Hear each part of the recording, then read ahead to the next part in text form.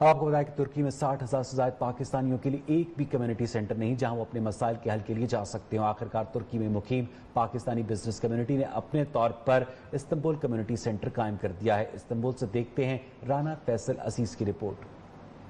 ترکی میں مقیم 60,000 سے زائد پاکستانیوں کے لیے ایک بھی کمیونٹی سینٹر نہیں، اس لیے کوئی بھی مسئلہ درپیش آ جائے تو پاکستانی کمیونٹی کو دوسری کمیونٹیز کی نسبت زیادہ مشکلات کا سامنا کرنا پڑتا ہے۔ ہم وطنوں کی مشکلات کو دیکھتے ہوئے پاکستانی بزنس مین کمیونٹی میدان میں آئی اور Os Istanbul Pakistan community centre قائم کر دیا۔ 50,000 سے زیادہ ہمارے پاکستانی کمیونٹی کے لوگ یہاں رہتے ہیں، 1500 سے 2000 فیملیز استنبول میں رہتی ہیں۔ تو ہماری کوشش ہے کہ اس فلاحی ادارے کے تحت اجتماعی قربانی کا بندوبست کر کے ہر پاکستانی کو اس سے مستفید کریں۔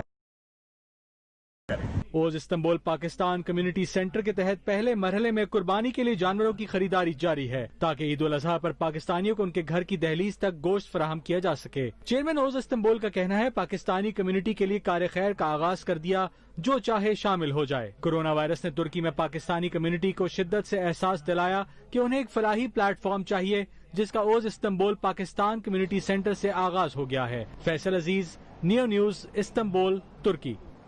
دنیا بھر میں کورونا وائرس کے